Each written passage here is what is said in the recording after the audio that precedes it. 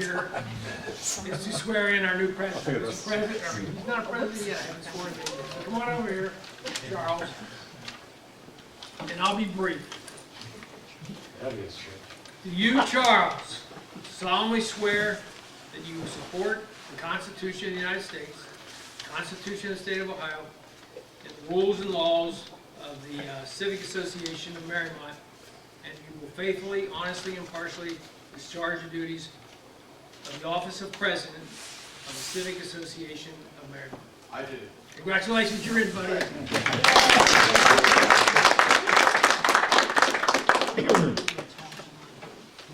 Good evening and welcome to the March 2016 meeting of the Mariemont Civic Association, our first meeting for 2016 and the first meeting at which I am standing up here presiding.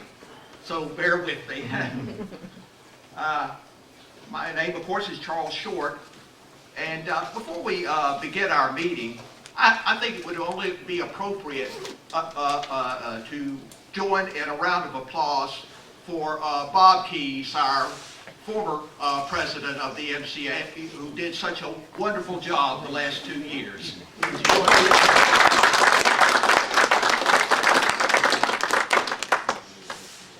Now, if you will please stand, and we will open the meeting with our Pledge of Allegiance. I pledge allegiance to the flag of the United States of America and to the republic for which it stands, one nation, under God, indivisible, with liberty and justice for all. Thank you. You may be seated. And we will now have the prayer delivered by Reverend Keyes.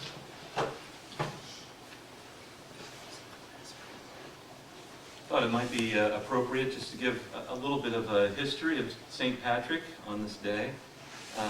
Now we know that there are legends of him driving snakes out of Ireland and raising people from the dead, but there are actual historical things that I think we can know about him. Patrick was born on the west coast of Britain about 360 AD, and at the age of 16 he was kidnapped by Irish pirates. He was sold as a slave into the service of a local Irish king, and on a rainy hillside, tending sheep, he met the Lord, and his faith was nurtured over the next several months. He escaped, but God called him eventually to return to the Emerald Isle as a missionary. He was a missionary, obviously, to a nation that enslaved him. He planted numerous churches, encouraged people with messages and prayers, and I'd like to begin our time with a prayer from Patrick this evening. May the strength of God guide us. May the power of God preserve us. May the wisdom of God instruct us. May the hand of God protect us. May the way of God direct us. May the shield of God defend us. May the angels of God guard us against the snares of the evil one. May Christ be with us. May Christ be before us. May Christ be in us. Christ be over us. May thy grace, Lord, always be ours, this day, O Lord, and forevermore.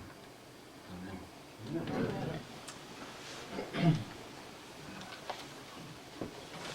We will now move on to the treasurer's report. And Barb, do you have some comments to make regarding that? For all of you who have paid up your dues, thank you. We have 52 paid up already, so I don't have to scout you out as much as I did last year. But if anybody hasn't filled out a form or paid their dues, I have an application here. We have taken in, since our last meeting in November, we we ended November with a balance of $8,372,041. We have withdrawals of $2,701.69. The withdrawals were to pay for the calendars, which we sold, to pay for the club insurance. We did a donation to the Loneman family and several other donations. We took out an ad for the MPF directory. Then we had our pizza party and stamps and envelopes so we could collect your dues. And we also had deposits of $2,338, and those deposits were mainly from the raffle, the calendars, and the dues. So we have a ending balance as of yesterday of $8,008.72. Okay? So if anybody needs an application, let me, oh, good. Thanks, Rex. Do I hear a motion to approve the treasurer's report as read? So moved. Okay. Second? Second. There is a motion on the floor to approve the treasurer's report as just read. All in favor, say aye. Aye. All opposed, no. Okay, the ayes have it, and the report is accepted. Okay, are there any other committee reports or special reports involving the MCA? Okay, we will then move on to announcements regarding upcoming events. And probably the biggest upcoming event for the Mariemont Civic Association in the near future is the participation of the MCA in the track event, which will be on April 16th of this year. And Barb and Dan unfortunately won't be with us, so I'm going to have to kind of step up to the plate and see if I can muster some volunteers to kind of fill the vacancy that will be left since they won't be here. So I got a look on this clipboard. I've got just a list of the various shifts. We were basically, I talked with Barb about it. She said probably from the time that from setup to taking everything down at the end of the meet, it would probably be somewhere between about 7:30 in the morning to 6 in the evening. So I broke it down. I had the first shift from like 7:30 to 10 a.m. and then all the other shifts would be 2-hour shifts, like from 10 to 12 for the second one, 12 noon to 2 p.m. for the third, 2 p.m. to 4 p.m. for the fourth, and the fifth and final shift would be 4 to 6 p.m.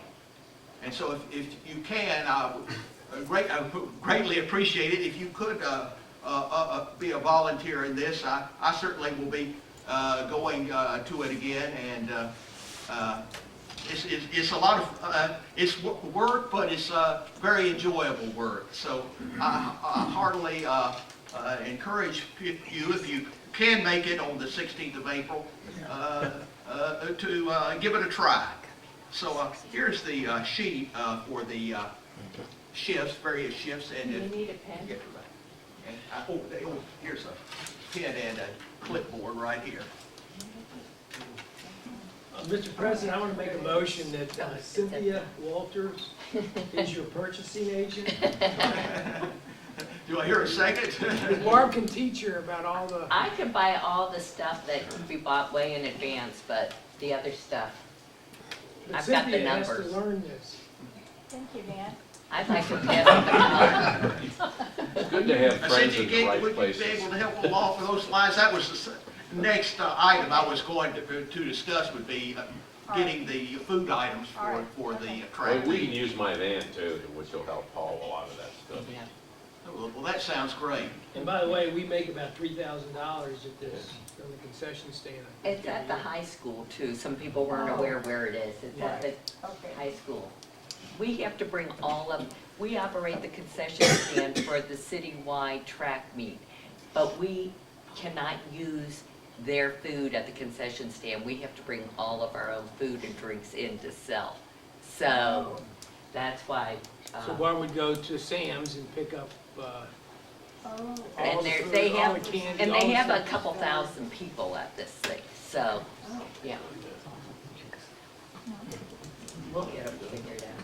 And I was also, Barb, you had mentioned in an email to me several weeks ago about the possibility of a big band dance like in the 1940s. Do you have any Well, we more were information talking to about that? Clem, and we are we're trying to put it together with National Exemplar and the inn. Years ago, they used to have like a beer garden and dances back where the parking lot is now, and it was a grassed area back then. So we're trying to put together something that would go back to like 1941, which would have been This is our 75 years. 75th anniversary celebration. Thanks. So we may need funds to help out. We're trying to do the pricing right now. Clem said he would help us out with his band. I didn't know that he has a 17-piece big band he's part of. That'd be great. Yeah. And we're very good. Oh, very good. And they'll give us a break on the price. But we're still doing numbers on that. Great, thanks. Yes, It'd be nice if anybody knows anybody has old cars from the era, have, 2 or 3 cars from the 40s or something Yeah. like that out there. would be nice. Would give some flavor Yeah. to it. Well, we will also have, as part of the 75th, on the 3rd of July, they're going to have, that's the big fireworks. They will also have, what we want to do is during the afternoon, have games like they had in the 1940s for the kids. Whether it be ring toss, pony rides, which the church is going to sponsor pony rides and things. So there'll be a lot of activities. But I liked your idea of costume. Costumes? Okay, well, I guess moving along then, I guess it's come time for the highlight of the evening, and that will be for Mayor Dan to introduce our guest speaker, Dr. Tankersley. Mayor Dan? Yes.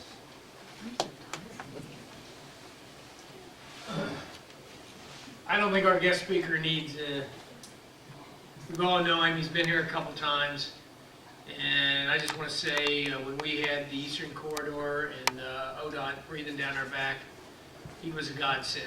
He did a lot to help us, and we really appreciate all you've done, and he's going to keep working down there.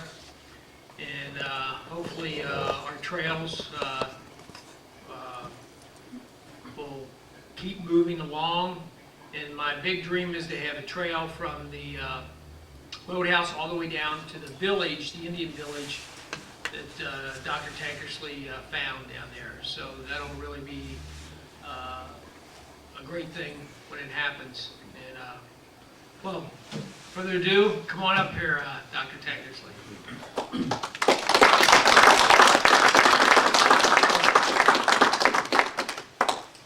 I appreciate it, Dan. It's always a pleasure and honor to be here. I'm very grateful.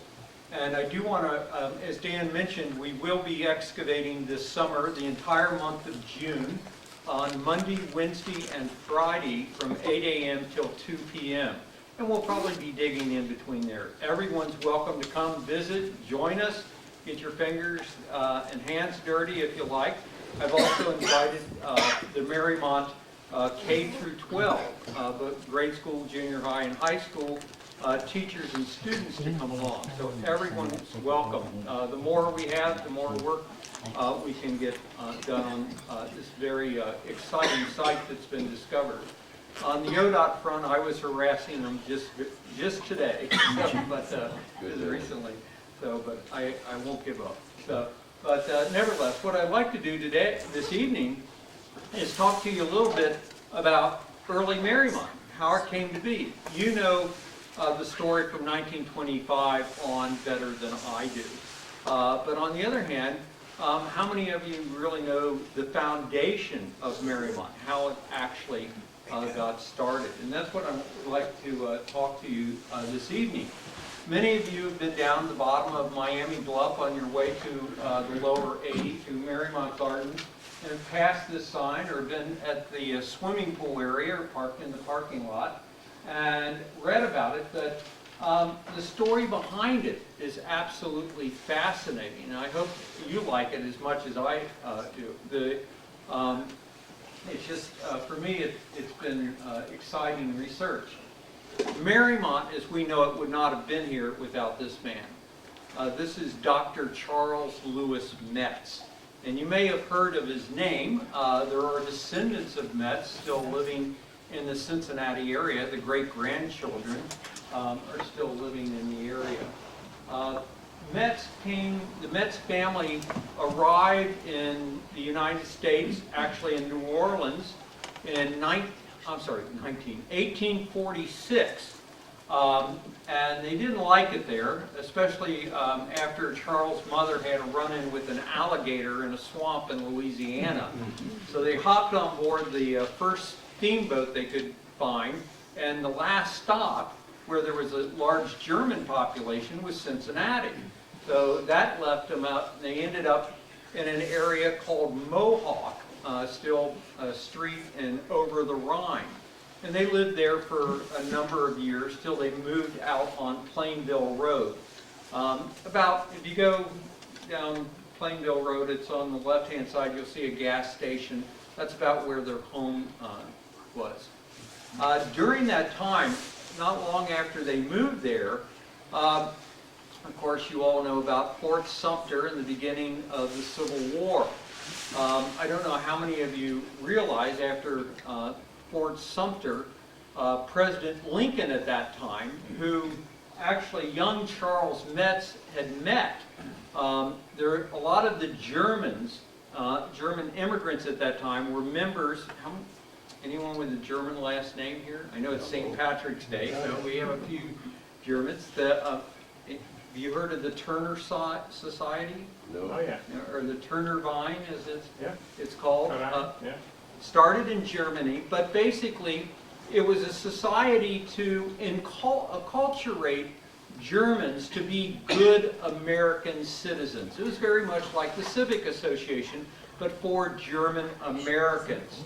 And when President Lincoln was actually campaigning for his run for president, he came to Cincinnati and he spoke in front of the Turners. And a young Charles Metz sat in the front row and listened to Abraham Lincoln speak in Cincinnati, Ohio, in what's today called the Burnett House in downtown. And he acknowledged, he said, I know you came to this country seeking land and religious freedom, and I want you to know that you're welcome. Well, he became so enamored with the Turners that he actually asked them to be guards at his inauguration. And when he was assassinated, Turners from Cincinnati, Ohio, were also the guards on the train that carried his body. Well, when the Civil War started, President Abraham Lincoln called upon all states, every state, to get their militias together and protect the Union. Well, what do you think Kentucky did? Well, at that time, Governor Berea in Kentucky contacted the Confederacy and said, not only will we not comply with Abraham Lincoln, I want the first city to be attacked to be Cincinnati, Ohio. Well, the governor at that time, the governor of Ohio, was a guy named Denison. And Governor Denison said, who was from Cincinnati, said, I will protect you. And he said, I will build a military encampment just outside of Cincinnati, and you know it today as Camp Denison. Well, whether or not you realize it, that became one of the largest Civil War hospitals throughout the war. In fact, a large majority of the wounded from the Battle of Shiloh ended up at Camp Denison. Dr. Charles Lewis Metz was essentially one of in a long line of medical doctors. His father was a medical doctor. His father's father, his father's father, all the way going back to the Napoleonic Wars. And at the time, Charles Metz was only 12 years old. He was too young to enlist, but every one of the members of the Turners became, does anyone know, out of Camp Denison? My German is lousy, even though I married a German. My wife's name is Meinhardt, but nevertheless, despite that, my German is lousy. But please, I barely speak English, so please excuse my German. Der Niner, or the Ninth. In fact, when they essentially practiced their daily routines, they did it in German. They thought it was a good way to confuse the enemy, not thinking many of the members of the Confederacy would know the German language. During that time, Charles became a drummer. The Turners were supportive of the arts and especially music.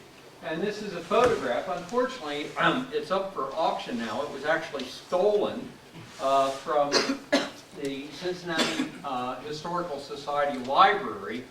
You used to be able to check out things. Someone kept the photo, and now it's in an auction.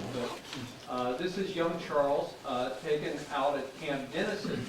You can see below a block print of what Camp Dennison looked like in 1861.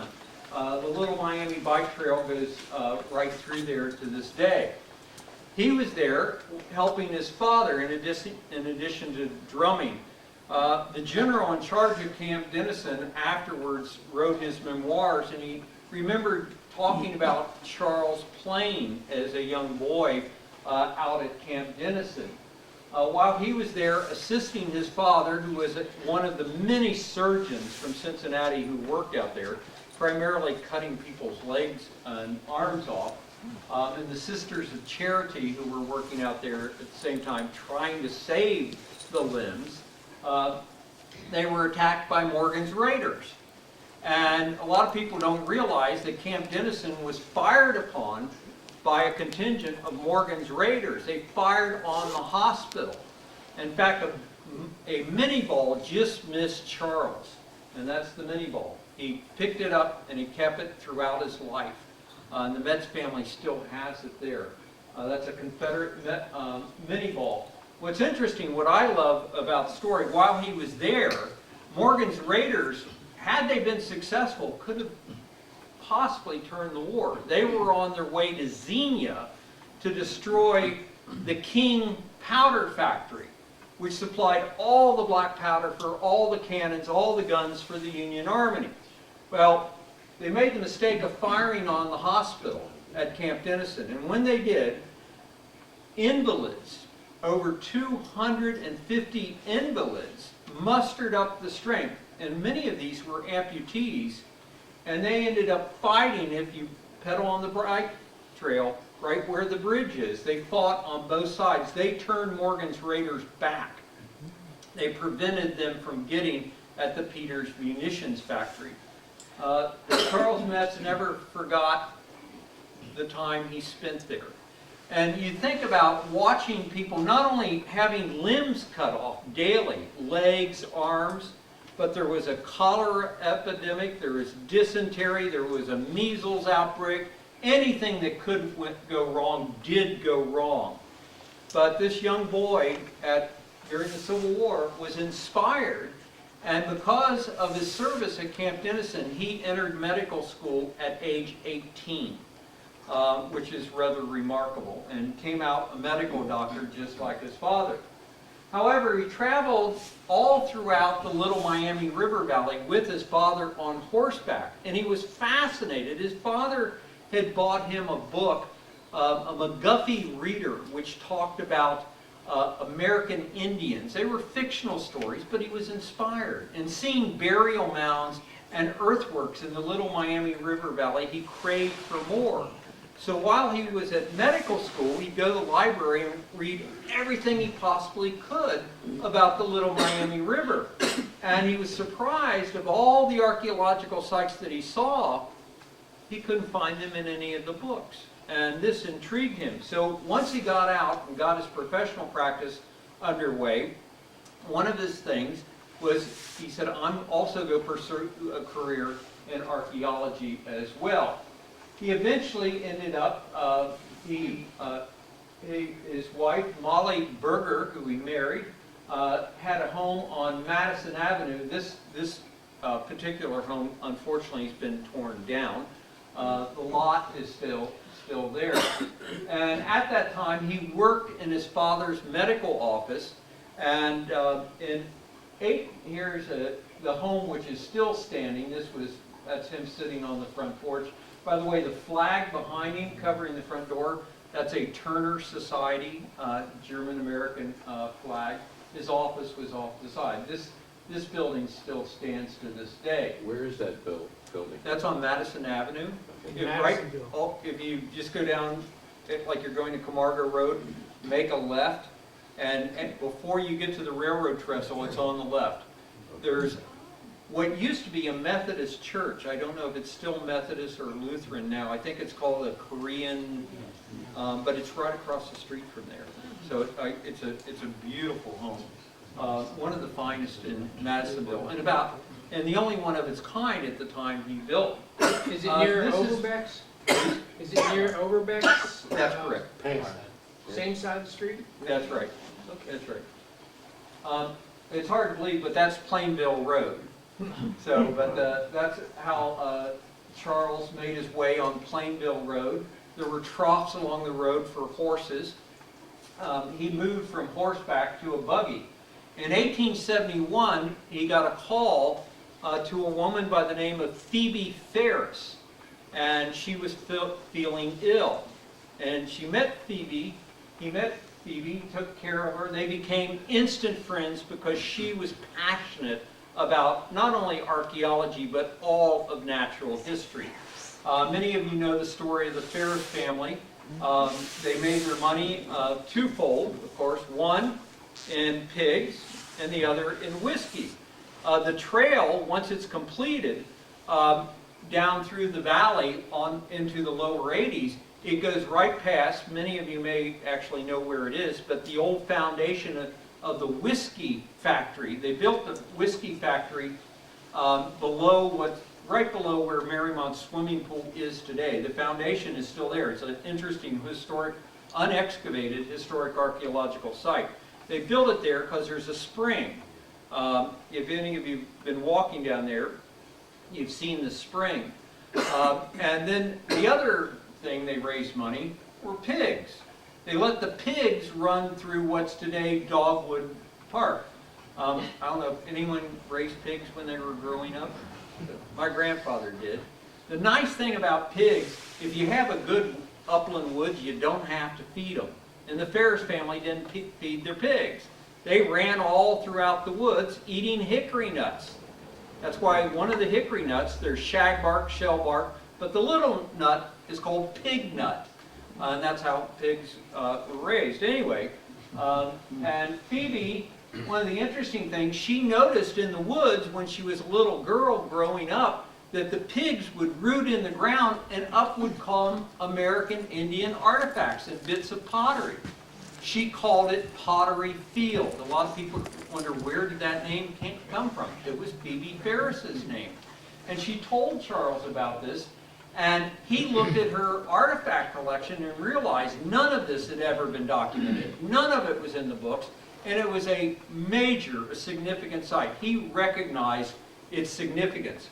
Not only that, because he also knew that the Shawnee had used the location as recently as 1810 as a war camp. So having that knowledge, he thought, wow, I can actually connect the archaeological record with a group of known American Indians. And at the time, she essentially allowed Charles, says, you can excavate as long as you have professional dig with you. Well, at that time, professional archaeologists were more or less self-proclaimed professional archaeologists. But what he did, he went to the equivalent of the Madisonville Civic Association, got the judge, all the lawyers, other medical doctors, and they had formed the Madisonville Literary and Scientific Society. Today we have computers, our electronic devices, we have TVs, we have iPods, the whole 9 yards. Back then, what did you do in the evenings? Well, people liked to read books and sit around and talk about them. Especially in the 1870s, what was very popular was science and especially history. And American Indians, Germans were fascinated primarily because James Fenimore Cooper's novels, such as The Pathfinder, Last of the Mohicans, had been translated into Germans. Germans began their fascination with American Indians because so many Germans had been displaced in the Industrial Revolution that they had this want for land, this attachment to the land that they read that American Indians had. And Charles had that passion as well. She made good, and the Madisonville Literary and Scientific Society, under her auspices, agreed to excavate in this area. She had already taken most of what you know is that side of Mariemont, the other side of US 50, from one end of the bluff to the other, including all of Dogwood Park today, on past over where Keebler is, and turned it into a wildlife refuge. Now, she was a single woman, educated, unmarried. Now, in those days, of course, to these days, you think, wow, that's inspiring. But in those days, they think, something's wrong with that woman. She was paying good money to have game wardens protect animals, especially these birds. In her lifetime, she said, if we don't protect them now, they will go extinct. And I assume you recognize both of these birds were very common here in the 1800s. On the left is the Carolina parakeet, and on the right is the passenger pigeons, the last of which both ended their lives here in Cincinnati. Well, Metz's work, he started publishing about his findings here in Mariemont, and he attracted the attention of another Cincinnatian, Frederick Ward Putnam, who you see on the lower right-hand side. There's Lowe and Douglas, other members of the Madisonville Scientific and Literary Society on the left-hand side. And he became very interested. Putnam grew up in Cincinnati. His father had a business in Cincinnati. He was an ichthyologist employed by the University of Kentucky and the Kentucky Geological Survey to study cavefish in Kentucky. And then he ended up in New England and ultimately at Harvard. Like Charles, archaeology was something that he really did on the side. Because he became fascinated, he realized Charles had made a seriously an important discovery. He provided funding from Harvard University and the Peabody Museum, and they started sending their students to assist Charles in the excavation. This is the Harvard excavation, and you can still see this trench today. If you're in the Mariemont parking lot and you're facing the gazebo on the right-hand side, you can actually still see their excavation. There are other ones on the other side of the road. You can still see that trench as well. It's rather impressive. Here's to give you another idea of how they excavated. They used large trees as their corner markers. Unfortunately, you notice there were no excavation screens. Our excavations will be quite different from these. But among the finds, which were rather spectacular, was pottery unlike that ever found in this area. This type of pottery, this is, in fact, we found a piece of one of these down in Mariemont Gardens a couple years ago. This bottle is what we call oniota. And this, we sourced the clay for this. This is one of Metz's finds. This actually comes from the upper Illinois River Valley around Lewiston, Illinois. It's a long way from home. Of course, he also found direct evidence of European contact. That's called a hawk bell. And what's fascinating, in the summers I've been excavating for the past 3 years in Chaco Canyon, New Mexico. I've dug these up there. They're in Mariemont the same time they're in Chaco Canyon. And the closest Spanish, and I'm using it as an excuse to go to Florida in a few weeks. They have a good collection of Spanish artifacts. I'm going down, study them down on the beach. Really going to St. Augustine to compare some of the artifacts from Mariemont from the Spanish collections they have there. This is identical to those from the De Soto expedition. De Soto never made it here, but many members of his expedition crossed the Ohio River into Indiana.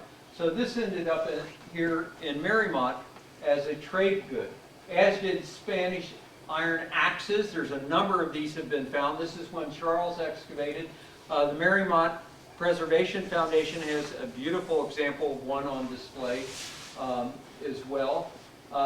This is a strike-a-light. There were no matches or lighters then. You strike a piece of flint or chert against it, and you peel off little pieces of hot iron that are flaming hot. They get on dry kindling, and it's a good way to start a fire. But the other thing, in addition to Spanish artifacts, Charles also found French artifacts, and these have never been published. These have never really seen much of the light of day. This is a flintlock awl. The rounded part on the left is on a flintlock. They're muzzle loading rifles, so you put your ball and patch on top and you tap it in with the left-hand side. This is made of bone, but it's turned on a European lathe.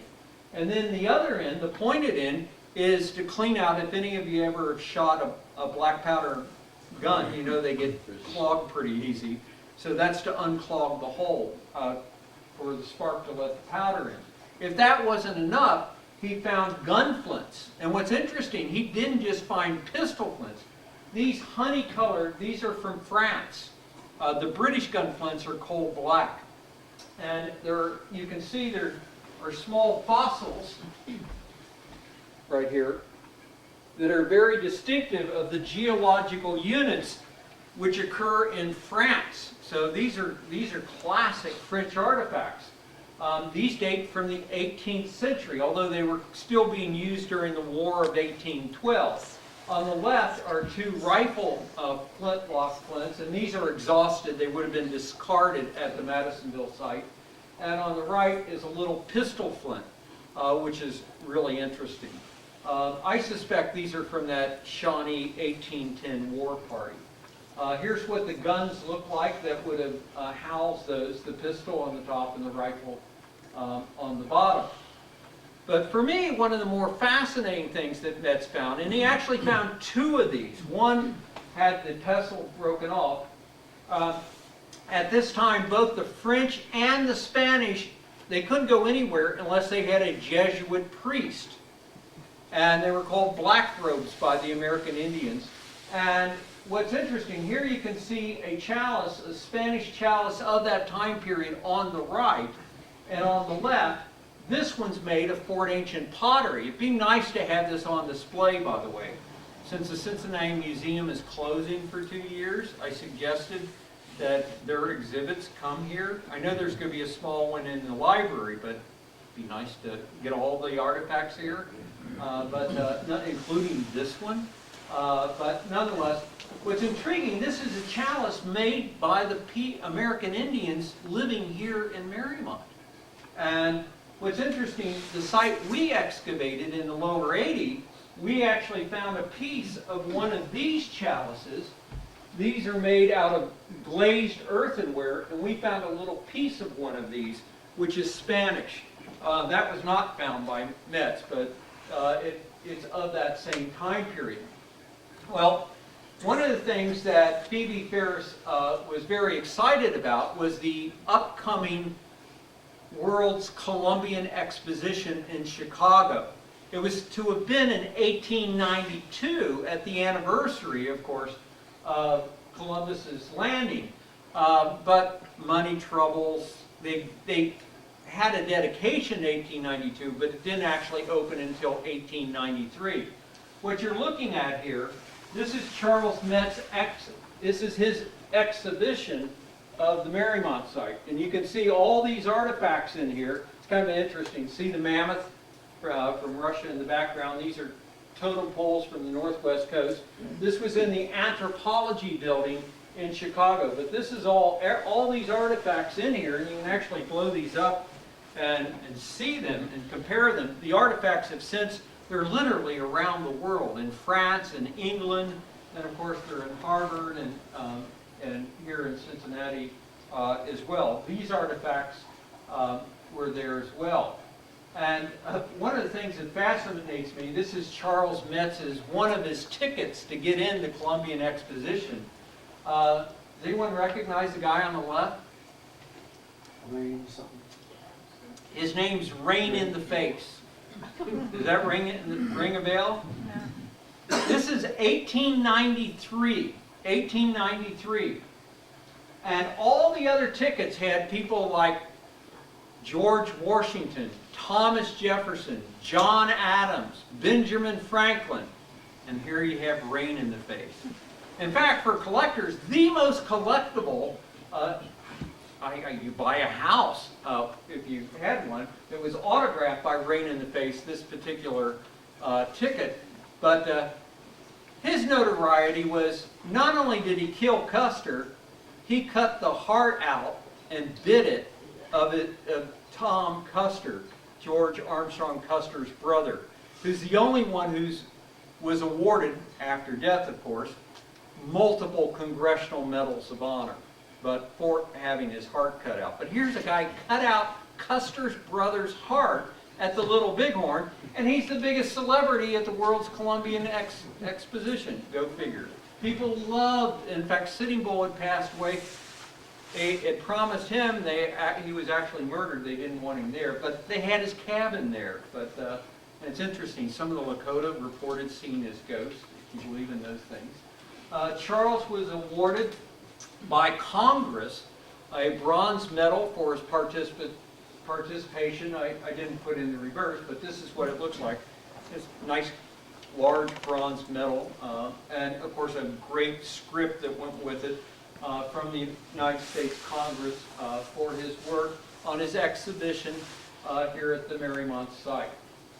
At the end, Phoebe Ferris, toward the end, she had a very serious case of tonsillitis.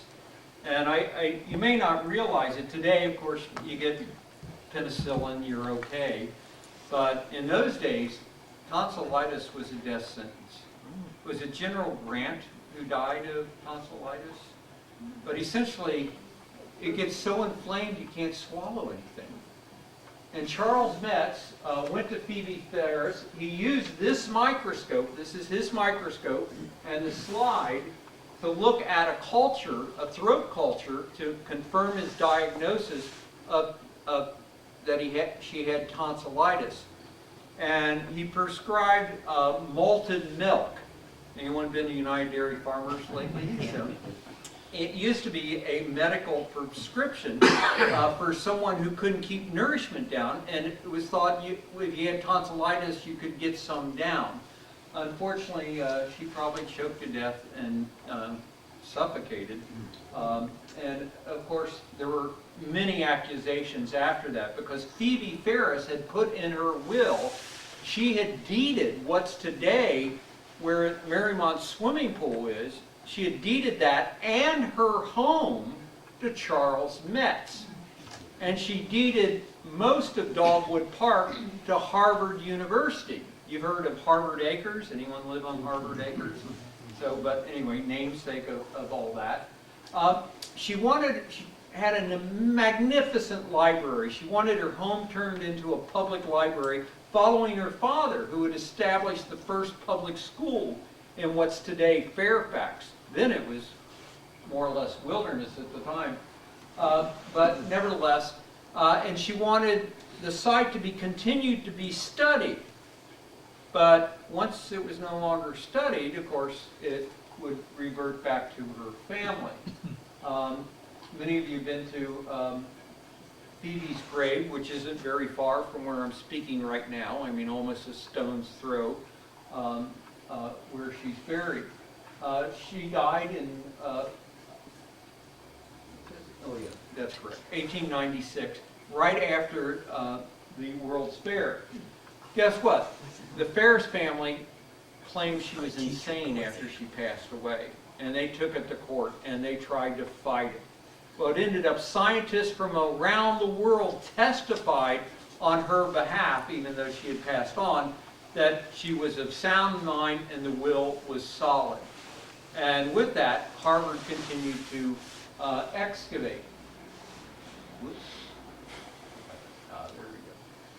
And so this became, at that time, Charles had a very large family.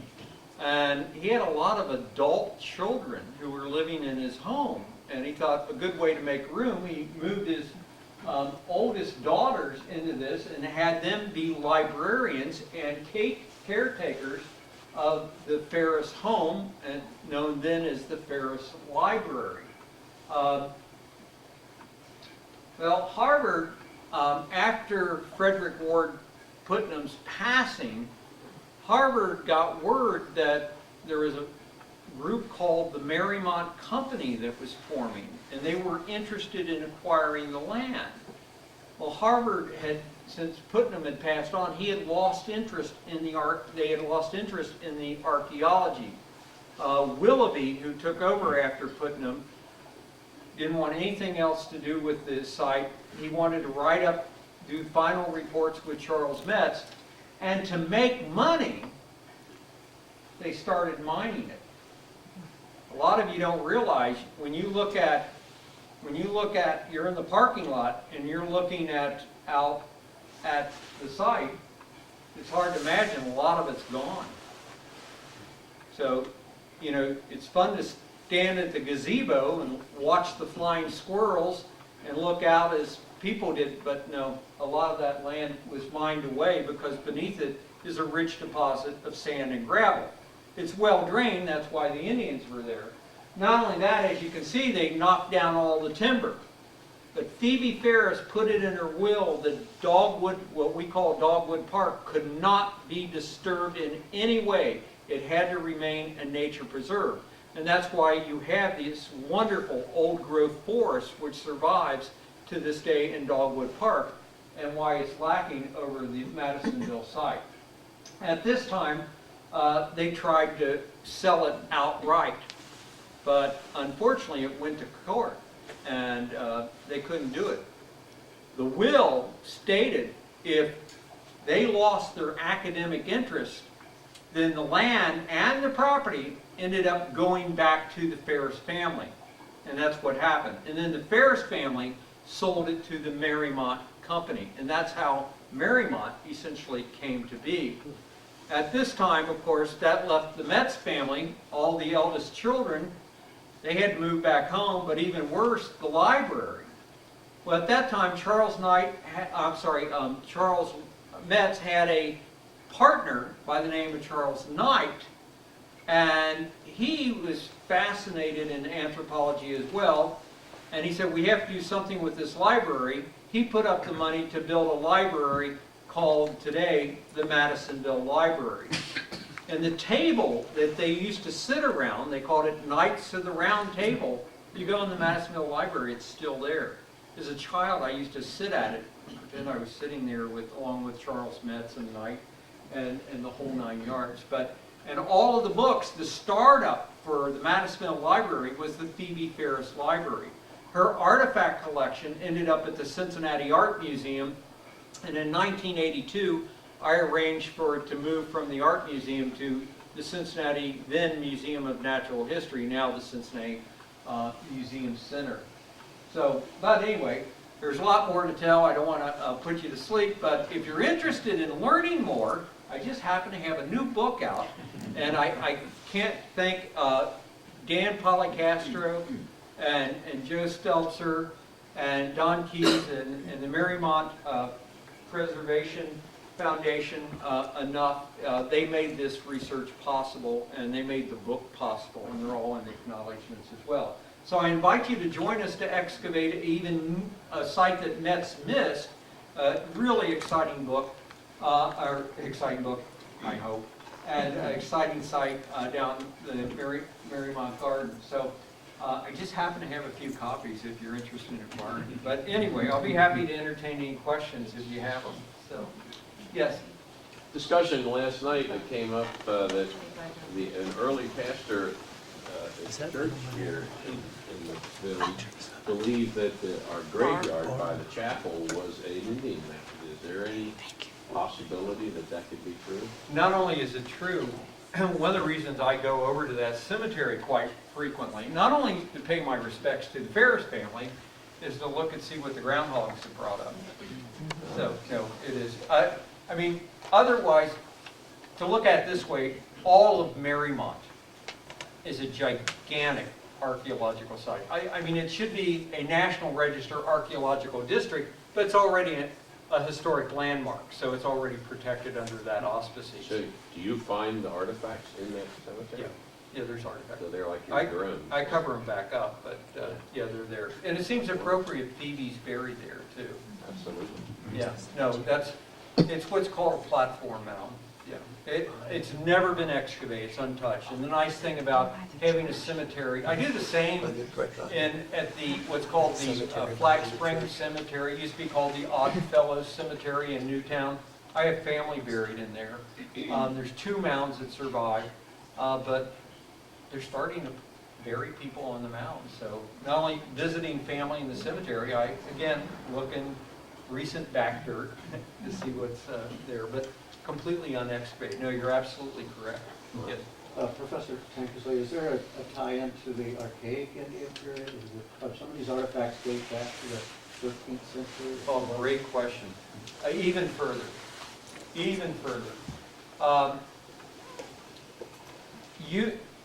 You know Mariemont is prime real estate. It's been prime real estate since the Ice Age. So artifacts going back to what we call Clovis, Mastodon, have been found where the Mariemont swimming pool is. So there's not a time period missing. Everything's there from Clovis on. One of the interesting things, you saw that pictures of the home, which is still there. I'd love to go knock on the door and dig it, but behind the house he put in a cistern, and while they were digging, they found an unfinished Clovis point. And he found another one where, you know it today as Lake Isabella, then it was a sand and gravel pit. The floodwaters just recently exposed where that was found. I was out this past week looking at that site. But absolutely, you get everything. And when I examined his last surviving daughters, when they were put into a retirement home almost near my house in northern Kentucky, right on 27,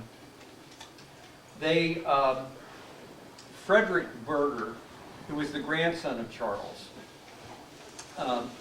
he took his grandfather's archives with his daughters to the Cincinnati Historical Society and donated all the paperwork, all of the personal and professional letters, even those, a lot of them were in German, and of course all the photographs, all the maps, and they took care of them. You used to be able to check those out, so things have been lost, like the Civil War picture, although it just showed up at an auction house, which I won't name,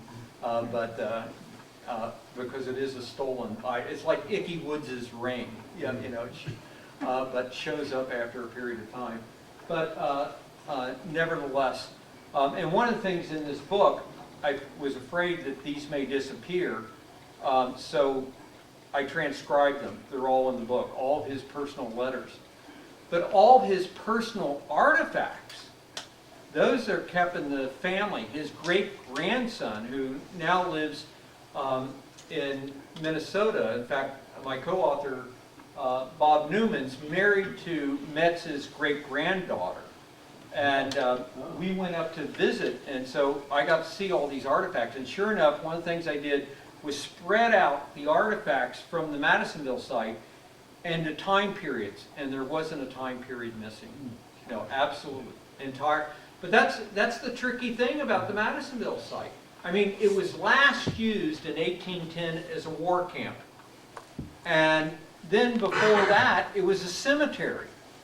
And then before that, it was for storage. And then before that, temporary camps. And it's all mixed in a layer not much deeper than this. So that's why the site in Mariemont Gardens is so important. It's just one little slice of time. It's the village where the people were, you know, burying their dead up there. But you're absolutely right. There's not a time period missing, archaic included. Good question. Yeah. Somewhere along in there, you had first mentioned Mariemont Company, and I didn't know what that was. Somebody sold something to the Mariemont Company. Did I miss all that? Actually, authors of the text, the Mariemont book in here. That's the company that I should back up. A lot of people don't know the beginning of that. In the early 1920s, there was a guy named Henry Ford, and he had really made a name for himself with his way in which he was making automobiles at the time. And he wanted to enlarge his business, and he was looking at different places to become the center of the Ford Motor Corporation. One of the places he was looking at was Fairfax.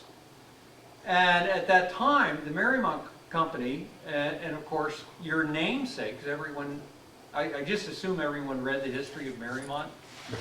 You know, it's named after a boat, and you know. But anyway, if it wasn't for Marie Emery, it was her vision was to provide homes for the working class. She was working under the assumption that the factory, the main factory of the Ford Motor Corporation, would be built in Fairfax.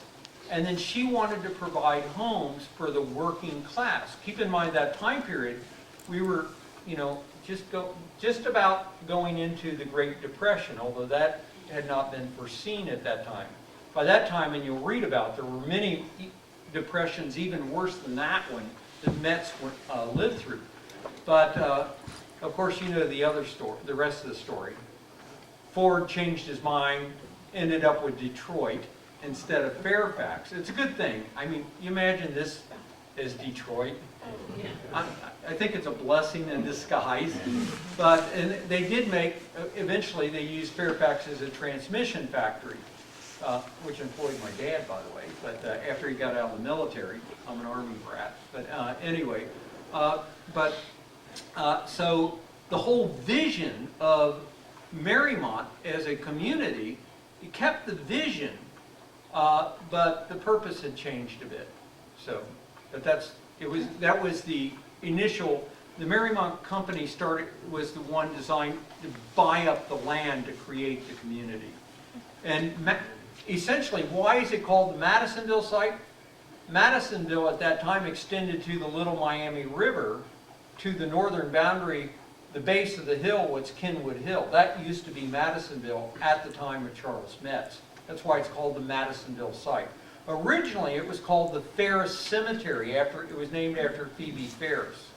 So first Pottery Field, then Ferris Cemetery, and it wasn't until almost toward the end of Metz's career that it was named the Madisonville site, because the word Madisonville was used in one of the publications.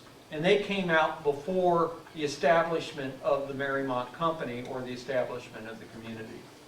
So good. The Mariemont Preservation Foundation has a great set of books.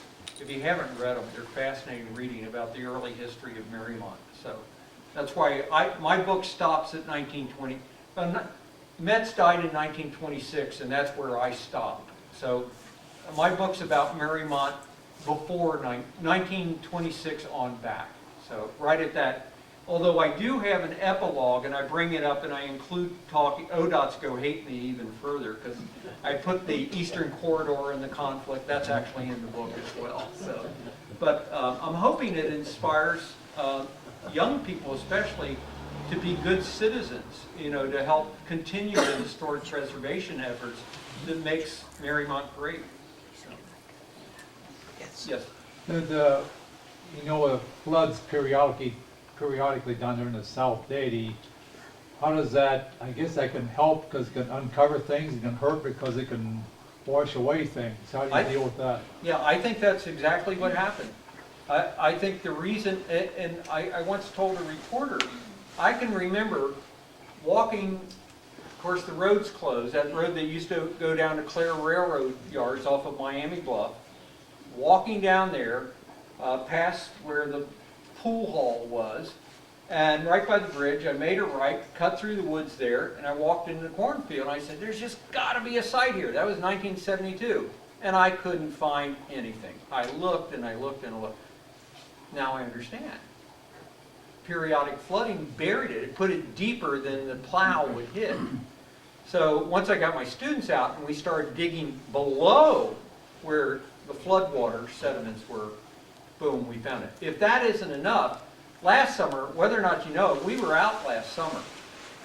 We were doing surface survey. We found yet another site, or if it's an extension of the site we found, it's down halfway between the site we found where that large electrical tower is and where the river is. It's about halfway out.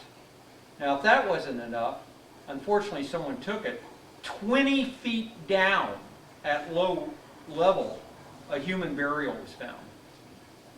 So not only a lot of the sites, so that's a sobering fact for ODOT, that there are sites buried at least 20 feet below the surface.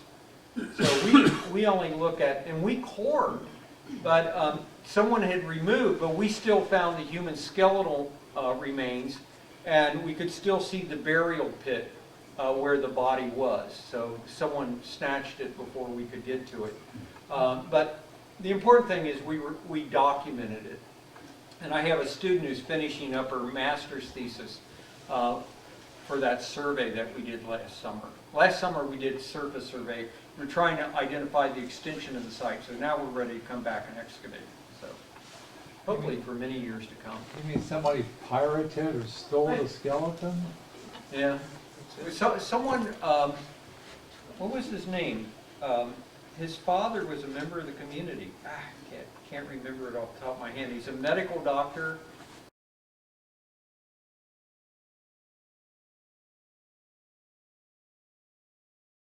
He's also a professional fisherman.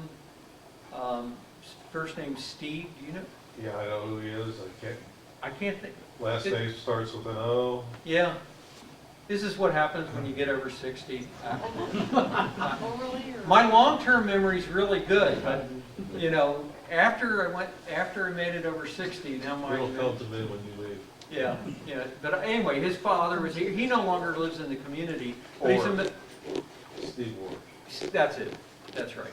So, but anyway, he reported it. He had seen it. Being a medical doctor, he recognized the human bone. But there were still bits of bone. So, the important thing is we were able to recognize the locality. I wouldn't have been able to touch them anyway, because it's a federal. Human remains are protected by federal law. Even a university professor cannot get a permit to disturb human remains. So. But we would have just photographed them. Yeah. In Ohio, do you have to call whoever the local Indians are? In North Carolina, we did when I was in. Yeah, well here, if you find human remains, you have to call the police. Here you call the Mariemont Police Department. But there's not an Indian issue. And then, yeah, then it's up to the county coroner to make a determination. Now, there's not a full-time forensic scientist for Hamilton County, but there is a UC graduate, a forensic anthropologist who they consult with they don't have to pay her health benefits or retirement benefits that way. But she makes a good living. Anyway, they would have brought her out to examine it. So, but I didn't see any evidence of artifacts with them. But it's a fascinating discovery. But anyway. So, yes. How are the pre-Indians related to the Shawnee? Great question. We ran the DNA. There's no difference.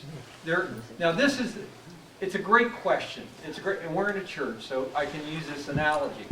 So, Indian tribes, the Indian politics are the worst. I mean, the reason it's worse, they don't vote on majority. It's consensus. Now, you know what the true meaning of consensus is. Everyone agrees or everyone disagrees. Everyone. So you can imagine, well, what happens when something comes up and there's a disagreement that can't be resolved? One tribe splits and becomes two. You ever hear that happening in a church? Church gets big and big and big. Then there's an argument. Well, some people take one side, some people, boom, now you have two churches. They get bigger and bigger and bigger and bigger. Then there's an argument in those churches. One became two, two becomes four. One thing we do know is there's a commonality between language and DNA. That's not surprising. For the most part, around the world through time, people exchange their DNA, probably speak the same language, so that's not a bit surprising. When we look at it genetically, the DNA we find in human remains from the Little Miami River Valley, through time, correspond with those with Algonquian-speaking people. Who are Algonquian-speaking people? Well, the Shawnee, the Delaware, the Miami, the namesake of the river. In fact, where the Cincinnati Water Works, where the Little Miami comes into the Ohio, that was a big Miami Shawnee village. They were together at that time. So the Miami, the Delaware, the Shawnee, and the Anishinaabe, you know them as Ojibwe. They're all speak the same language. They're all Algonquian speakers. At one time, they were one group. When did they split? When did the Shawnee break away from the Delaware? When did the Delaware break away from the Miami? When the Miami, we don't know. That happened sometime in prehistory, European prehistory. We don't know. But we do know they're the same people. So, and that's probably why the Shawnee War, essentially, the war camp was there in 1810. So, and I've told many of you before, that same war party, one of them was killed, stole a lame horse over in where Camargo Road is, rode it up top of the hill and was shot by someone in Madisonville, and that's why it's called Indian Hill. In fact, I know there's a yard, if you take that road all the way up the top, that first house on the right in their front yard is that grave. So it's marked. That's marked it. Most people see a rock in that yard, they don't know what that rock is actually marking. But anyway, so that's the last known raid. That same raiding party hit the Waldschmidt house as well at that time period. They had killed a father and son and another man in what's today Armletter Park, where what's the name of the Duck Creek enters the Little Miami River at that confluence. That entire area, actually all the way from Lunken Airport, Armletter, all the way up to Mariemont Gardens was called the Turkey Bottoms. And at that time it was a big hunting area. So the Shawnee were luring them there by pretending they were turkeys. And when they got close, of course, they shot them. So, but it was neat. Mets found, I think those artifacts, are from that party. I think they were, refurbishing their flintlock. And they were in a hurry to have dropped that flintlock all. So, but, any other questions? Well, thank you for that.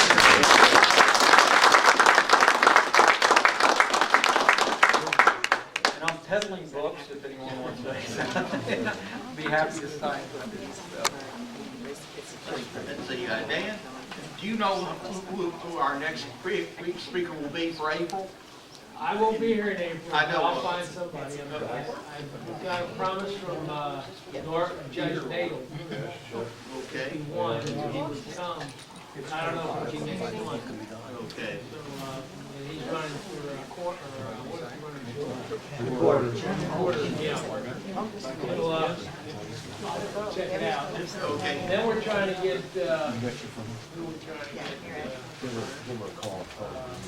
Pac-Man Jones of the Bengals. Oh, that's right. You mentioned that. Yeah. That might be the mayor of June.